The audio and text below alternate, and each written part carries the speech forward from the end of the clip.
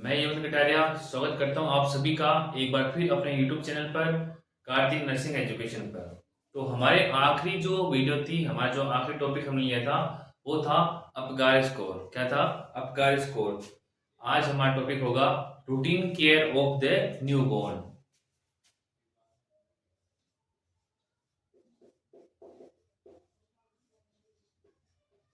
Routine care of newborn. Newborn की routine care.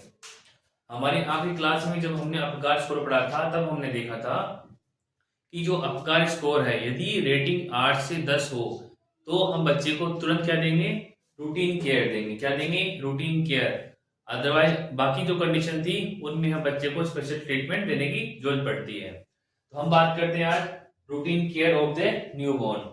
तो routine care के लिए हमें कुछ बातों का ध्यान रखना बहुत जरूरी है। तो अब पढ़ते हैं रूटीन केयर ऑफ न्यूबॉर्न। सबसे पहले जस्ट आफ्टर देयर डिलीवरी बच्चे को क्लीन करना बहुत जरूरी है। तो बच्चे को क्लीन करना है, किससे करना है? Pre warm linen. Linen cloth को बोलते हैं। तो प्री वॉर्म लिनन मतलब ज्यादा ठंडा कपड़ा नहीं होना चाहिए जिससे बच्चे को क्लीन करें। लेकिन क्लीनिंग के दौरान एक बात का खास ध्यान रखना है कि बच्चे की जो स्किन होती है वो होती है एकदम सॉफ्ट। तो वहां पे जो हमारा लिनन उसको रब नहीं करना है। जो लिनन है उसे बच्चे की इसमें टच करना है, प्रेस करना है, हल्का सा होल्ड करना है, देन दूसरी जगह उसको अप्लाई करना है। लेकिन क्लोथिंग को बच्चे की स्किन से रब नहीं करना है क्योंकि बच्चे की स्किन होती है सॉफ्ट, जिस कारण से जो बच्चे की स्किन होती है वो टीयर अप हो सकती है। तो पहला चीज है प्री वॉर्म लिनन से बच्चे को क्या करेंगे? Clean the skin of the baby with pre warm linen. Second जो चीज हम करेंगे बच्चे की क्लीनिंग के बाद, अब हमें पता है बच्चा जो है वो एक्सटर्नल एनवायरनमेंट में अभी अभी आया है, तो किसी भी कारण से बच्चे का जो बॉडी टेम्परेचर है वो डाउन नहीं जाना चाहिए। इसलिए बच्चे की क्लीनिंग के बाद हम बच्चे को कवर कर देंगे। क्या कर देंगे? Cover the newborn. बच्चे को कवर कर देंगे ताकि क्या हो, उसे बचाया जा सके। किससे? हीट लॉस से। So prevent heat loss. Cover the newborn to prevent heat loss. Heat loss को बचाने के लिए हम बच्चे को कवर करेंगे ताकि किसी भी कारण से बच्चे की हीट लॉस ना हो और उसमें हाइपोथर्मिया की कंडीशन देखी ना जा सके। तो ये था पहले प्री वॉर्म लिनन से बच्चे को क्लीन किया, देन हमने उसे कवर कर दिया ताकि हीट लॉस से बचाया जा सके। अगला जो है बच्चे के आईडी बैंड। किसी भी हॉस्पिटल के अंदर जो लेबर रूम होता है वहां पे एक बार में जरूरी नहीं कि एक ही बच्चे की डिलीवरी हो सकता है एक से ज्यादा हो। इसलिए डिलीवरी के तुरंत दौरान बच्चे की आईडी बैंड लगाना बहुत जरूरी है। कई बार हॉस्पिटल में देखते हैं कि हॉस्पिटल में जो बच्चे होते हैं उनमें एक्सचेंज हो जाते हैं, आपस में एक्सचेंज हो जाते हैं। तो उस चीज से बचाने के लिए बच्चे के पास आईडी बैंड होना बहुत जरूरी है। तो बच्चे का क्लीनिंग के बाद कवर किया, कवर के बाद हमने आईडी बैंड लगा दिया। आईडी बैंड की एक चीज और कि यदि जो न्यूबॉर्न है वो बॉय है या गर्ल है, यदि न्यूबॉर्न जो है वो बॉय है तो आईडी बैंड का कलर कौन सा होगा? आईडी बैंड का कलर होगा ब्लू। यदि जो न्यूबॉर्न है वो गर्ल है तो आईडी बैंड का जो कलर होगा वो होगा पिंक। मीन्स बॉय के लिए जो आईडी बैंड यूज करते हैं वो करते हैं blue for boys and for girls pink. ठीक। अब जो है इसके बाद हमने यहाँ पे देखा रूटीन केयर की बात चल रही है। रूटीन केयर की, रूटीन केयर में पहले क्लीनिंग कर ली, देन उसके बाद हमने न्यूबॉर्न को कवर कर दिया ताकि हीट लॉस से बचाया जा सके। अब बच्चे को कहीं एक्सचेंज ना हो जाए उसके लिए हमने क्या किया, यहाँ पे ब्लू और पिंक इनमें से एक आईडी बैंड बच्चे को अप्लाई किया ताकि बच्चा कहीं पर मिक्स ना हो जाए, बच्चे एक्सचेंज ना हो जाए। तो हमारा जो अगली चीज होगी वो होगी एडमिनिस्ट्रेशन ऑफ विटामिन के।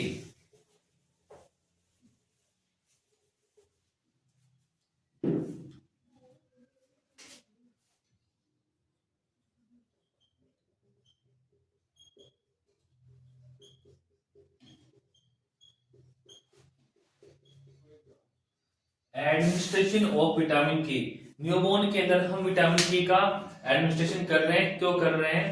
कभी भी किसी एडल्ट में हमने विटामिन के का एडमिनिस्ट्रेशन हमने नॉर्मली देखा, कभी नहीं देखा है, लेकिन न्यूबॉर्न के अंदर विटामिन के का एडमिनिस्ट्रेशन करते हैं। क्यों करते हैं? का रीजन ये है कि जब न्यूबॉर्न, हमारे सामने न्यूबॉर्न है, लेकिन बच्चे के अंदर क्या होता है, यहाँ पे ब्लड क्लोटिंग फैक्टर, कौन सा factor? Clotting factor. Clotting factor जो होते हैं, जब बच्चे की इम्यून डेवलप नहीं है, बच्चे की जो बॉडी के ऑर्गन्स होते हैं वो सब फुली डेवलप नहीं है, तो बच्चे की क्लोटिंग फैक्टर यानी ब्लड को क्लोट करने वाले फैक्टर कैसे पूरे प्रेजेंट हो सकते हैं? तो उसके लिए हम क्या करते हैं, बच्चे में विटामिन के का एडमिनिस्ट्रेशन करते हैं, ताकि क्या हो, वहां पे विटामिन के रिलेटेड क्लोटिंग फैक्टर या विटामिन के डिपेंडेंट क्लोटिंग फैक्टर, ऐसे क्लोटिंग फैक्टर जो विटामिन के से डिपेंडेंट होते हैं, वो हम बच्चे के अंदर डेवलप करवा सकें। क्या करवा सकें? डेवलप करवा सकें, क्योंकि बच्चे में नॉर्मली विटामिन के नहीं होता है। अब बात करते हैं यदि एडल्ट की, किसी बात करते हैं किसी एडल्ट की, तो एडल्ट में विटामिन के कहां से आया? एडल्ट के अंदर जब हम, एडल्ट जो होता है उसके जो होती है इंटेस्टाइन,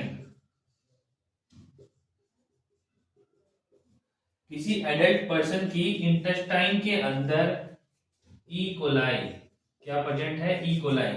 किसी एडल्ट की इंटेस्टाइन के अंदर ई कोलाई बैक्टीरिया प्रेजेंट होता है। वो क्या करता है?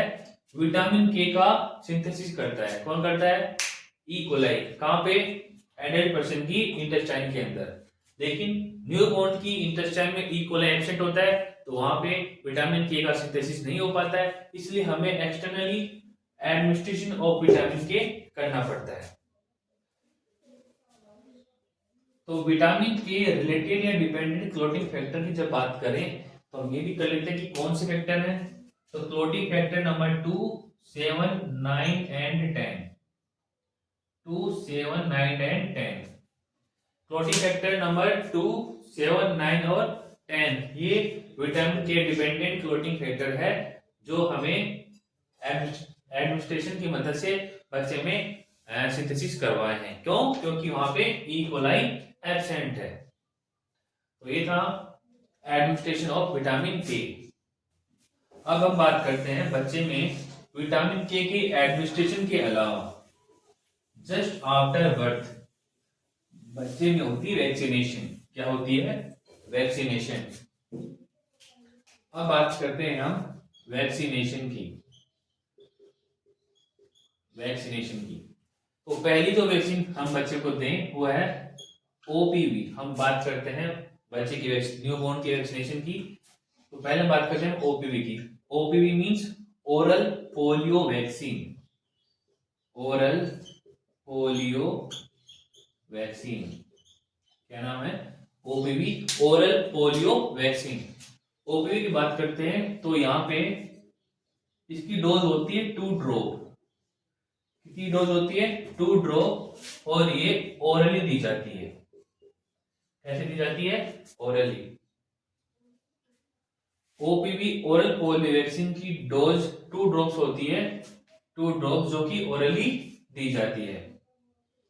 ओपीवी के बाद जो सेकेंड वैक्सीन होती है वो है बीसीजी। कौन सी है? BCG. OPV oral polio vaccine किस लिए दी जाएगी? पोलियो के लिए। लेकिन BCG full form bacillus Calmette urine. Bacillus Calmette urine ये जो वैक्सीन है वो दी जाती है टीबी के लिए। किसके लिए? टीबी, माइकोबैक्टीरियम ट्यूबरकुलोसिस के इन्फेक्शन से बचाने के लिए, मींस टीबी से बचाने के लिए जो वैक्सीन दी जाती है वो कौन सी होती है? BCG, bacillus Calmette Guerin. तो बीसीजी की जो डोज होती है, बीसीजी की डोज वो होती है 0.05 ml। कितनी होती है? 0.05 ml, बहुत ही कम है। 0.05 ml कैसे दी जाती है? इंट्राडर्मल। कौन से रूट से दी जाती है? इंट्राडर्मल। डोज है 0.05 ml और रूट होता है इंट्राडर्मल। और साइट कौन सी होती है? हम बात करते हैं साइट की। साइट की ओरली में site, oral cavity means mouth,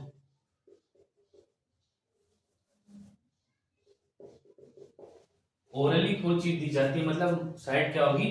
mouth हो गया, ओरल कैविटी होगी। अब बात कर रहे हैं बीसीजी की, जो इंट्राडर्मल दी जाती है उसकी साइट होती है left upper arm. Left upper arm, left upper arm से बीसीजी इंट्राडर्मली दी जाती है। अब अगली जो है vaccine, OPV oral polio vaccine और बीसीजी बैसिलस कार्नेट ग्यूरिन के बाद जो दी जाती है वो है hepatitis B. Hepatitis B vaccine. कौन सी vaccine? Hepatitis B vaccine. 0.5 ml, कितनी? 0.5 ml दी जाती है। कौन सी? हेपेटाइटिस बी की वैक्सीन 0.5 ml दी जाती है और दी जाती है इंट्रामस्कुलर। कौन से? इंट्रामस्कुलर रूट से दी जाती है। साइट कौन सी होती है? साइट होती है vastus lateralis. Vastus lateralis muscle. कौन सी मसल? वेस्टस लेटरलिस मसल में इंट्रामस्कुलर जो रूट है 0.5 ml के अंदर हेपेटाइटिस बी की वैक्सीन दी जाती है।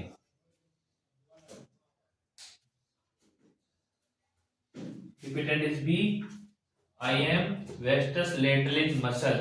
कैसे? Vastus lateralis muscle. यहां हम एक बात और कर लेते हैं कि वेस्टस लेटरलिस मसल जो है, हमने बात की थी अभी कुछ थोड़ी देर पहले कि विटामिन के, कौन सा? विटामिन के। विटामिन के का भी हम बच्चे को एडमिनिस्ट्रेशन करते हैं। तो विटामिन के भी कहां दिया जाता है? वेस्टस लेटरलिस मसल्स पे। कहां पे दिया जाता है? वेस्टस लेटरलिस मसल्स पे। लेकिन यदि किसी बच्चे में एक बार में दोनों इंजेक्शन देने हैं तो हमें अलग अलग थाई को यूज करना होगा। यदि मान लीजिए विटामिन के हमने लेफ्ट थाई में दिया है, कहां दिया है? लेफ्ट थाई में, तो हम हेपेटाइटिस बी कौन सी थाई में देंगे? राइट में। बच्चा बता नहीं पाता कि पेन है, लेकिन बच्चे को भी तो महसूस होता है। तो उसी चीज से बचाने के लिए विटामिन के लेफ्ट में देंगे या राइट में, अपनी अपनी चॉइस है। अलग अलग साइड में दी जाती है, ठीक है। एक साथ बच्चे में दो इंजेक्शन नहीं देंगे। तो हेपेटाइटिस बी हो गया, बीसीजी हो गई, ओपीवी हो गई और हमारे विटामिन ए हो गया। अब बात करते हैं हम बच्चे के अंदर, बच्चे का हमने जन्म किया, न्यूबॉर्न के जन्म लेने के बाद क्लीन हो गई, देन बॉडी कवरिंग हो गई हीटों से बचाने के लिए। फिर हमने विटामिन के का एडमिनिस्ट्रेशन कर लिया, उसके बाद हमने वैक्सीनेशन भी करवा ली। लेकिन एक सबसे खास चीज जो है वो है ब्रेस्ट फीडिंग। क्या है? Breast feeding. बच्चे के अंदर ब्रेस्ट फीडिंग करवाना बहुत ही इंपॉर्टेंट चीज है।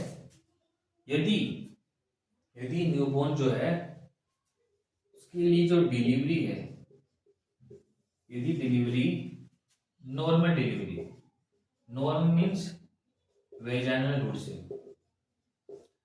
दो वेजाइनल रूट यदि डिलीवरी है तो विद इन 30 मिनट, कितनी देर में? विद इन 30 मिनट न्यूबॉर्न को ब्रेस्ट फीडिंग करवानी जरूरी है।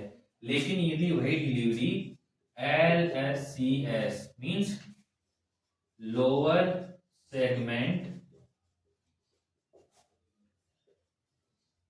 Caesarean section lower segment season section LSCS pattern से यदि न्यूबॉर्न की डिलीवरी हुई है तो विद इन 4 आवर्स। ऐसा क्यों? क्योंकि LSCS में जब एक फीमेल की क्योंकि जब LSCS के अंदर जो मदर है वहां पे मदर में होगा एनेस्थेटिक इफेक्ट। क्या होगा? Anaesthetic effect. During surgery mother को जो एनेस्थीसिया दिया था उसका इफेक्ट वहां होगा, जिसके कारण से as comparative to the normal vaginal delivery यहाँ पे जो ब्रेस्ट मिल्क का प्रोडक्शन है वो ब्रेस्ट मिल्क का जो प्रोडक्शन वो थोड़ा लेट होगा due to the effect of anaesthetic. तो ये था breast feeding.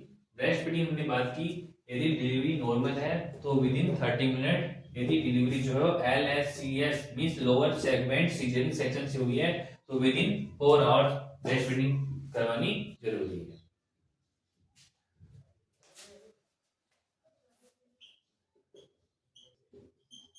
Vital sign. Vital sign में हम चीज जो देखते हैं, एक अडल्ट हम बात करते हैं अडल्ट के अंदर एक बार अडल्ट के वाइटल साइन की जब हम बात करते हैं तो एक हम चीज यूज करते हैं TPR एंड BP। हमारी जो ट्रिक होती है वाइटल साइन को असेस करने की अडल्ट के अंदर होती है TPR BP, मतलब temperature, pulse, respiration and blood pressure. Adult में होता है TPR BP, लेकिन जब बात करते हैं किसकी? न्यूबॉर्न की। किसी बात करते हैं न्यूबॉर्न की, तो वहां पे क्या होगा? RPT BP। न्यूबॉर्न में जो होगा वो होगा RPT BP। R for respiration, P for pulse, T for temperature and BP blood pressure. बात करते हैं पहले हम रेस्पिरेशन की। हम पहले बात करते हैं बच्चे के रेस्पिरेशन की।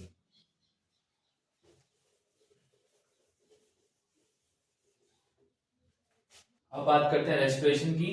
तो बच्चे का जो रेस्पिरेशन होता है मींस ब्रीथिंग रेट जो होती है वो होती है 30 से 60 ब्रीथ पर मिनट। एक मिनट में ब्रीथिंग कितनी होती है? 30 से लेके 60 तक। 30 to 60 ब्रीथ पर मिनट एक न्यूबॉर्न की रेस्पिरेशन रेट या ब्रीथिंग रेट होती है। अगली बात करते हैं हम पल्स की। कौन सी? पल्स की। तो पल्स की जब बात करें तो 120 to 160 बीट पर मिनट क्या होती है? पल्स होती है 120 to 160 बीट पर मिनट। कितनी? 120 to 160 बीट पर मिनट। अब बात करते हैं टेम्परेचर मींस बच्चे के न्यूबॉर्न के टेम्परेचर की। 35.6 degree Celsius to 36.6 degree 35.6 degree Celsius to 36.6 degree Celsius, ये बच्चे का टेम्परेचर है। अब बात करते हैं बच्चे के ब्लड प्रेशर की। BP blood pressure. Blood pressure में दो चीज देखी जाती है, systolic blood pressure and diastolic blood pressure. पहले बात करते हैं सिस्टोलिक की। तो सिस्टोलिक में होता है 60 to 80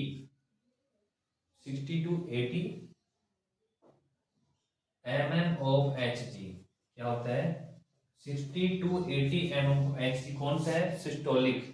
and diastolic 40 to 50 mm of Hg। बच्चे के बॉडी मेजरमेंट की किसकी बात करते हैं?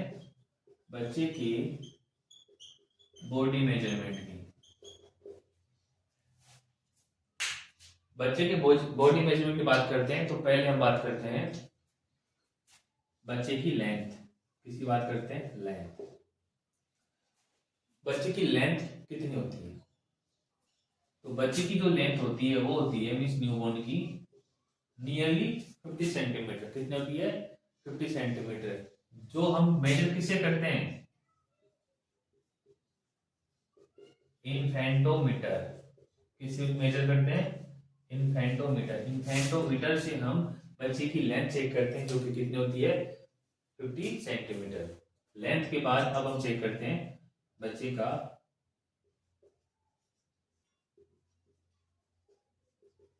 Head circumference. क्या चेक करते हैं? Head circumference. हेड सर्कमफ्रेंस जो बच्चे का होता है वो होता है 33 टू 35 सेंटीमीटर। कितना होता है? बच्चे का हेड सर्कमफ्रेंस जो होता है वो 33 टू 35 सेंटीमीटर होता है। बच्चे का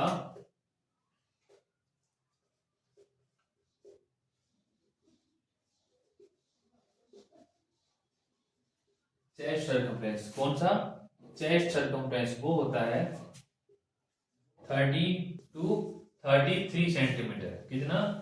30 टू 33 सेंटीमीटर। लेंथ हमने देखी है 50 centimetre. Then head circumference 33 to 35 centimetre.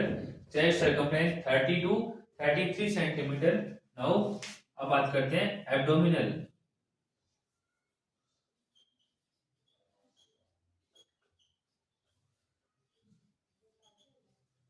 Abdominal circumference. Abdominal circumference. बच्चे का जो एब्डोमिनल सर्कमफ्रेंस होता है वो होता है 31 टू 33 सेंटीमीटर। कितना होता है? Abdominal circumference 31 to 33 centimetre. अब बात करते हैं बच्चे के MUAC, mid upper arm circumference. क्या? मिड अपर आर्म सर्कमफ्रेंस जो होता है 11 से लेकर 12 सेंटीमीटर। कितना? 11 से 12 सेंटीमीटर बच्चे का mid upper arm. Mid upper arm means upper arm. Mid upper arm circumference 11 से 12 सेंटीमीटर। एब्डोमिनल सर्कमफ्रेंस, एब्डोमिनल कितना होता है? 31 से 33 centimetre. Chest circumference 30 to 33 centimetre. Head circumference 30 to 35 centimetre. और एक चीज और बच गई बच्चे में, बच्चे का बॉडी वेट। बच्चे का बॉडी वेट, वेट जो होता है वो होता है बच्चे का 2.5 kg टू 4 kg। लगभग 2.5 से 4 किलो बच्चे का बॉडी वेट एट बर्थ होता है। ठीक, वेट हो गया, लेंथ हो गई, हेड सर्कमफ्रेंस हो गया, चेस्ट सर्कमफ्रेंस हो गई, एब्डोमिनल सर्कमफ्रेंस हो गया और मिड अपर आर्म सर्कमफ्रेंस हो गया। लेंथ हमने मेजर की थी, किससे की थी? इन्फेंटोमीटर। किससे की थी? Infantometer. Head circumference, chest circumference and abdominal circumference ये हम करते हैं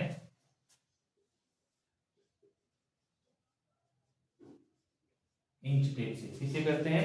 इंच टेप से मेजर करते हैं। लेकिन बच्चे की जो MUAC, mid upper arm circumference, वो हम मेजर करते हैं, वो करते हैं शाकिर टेप या शकीर टेप। किससे करते हैं? शाकिर टेप से हम बच्चे का मिड अपर आर्म सर्कमफ्रेंस को मेजर करते हैं। और जो बच्चे का जो वेट है, बॉडी वेट, बॉडी वेट को करने के लिए आती है वेइंग मशीन।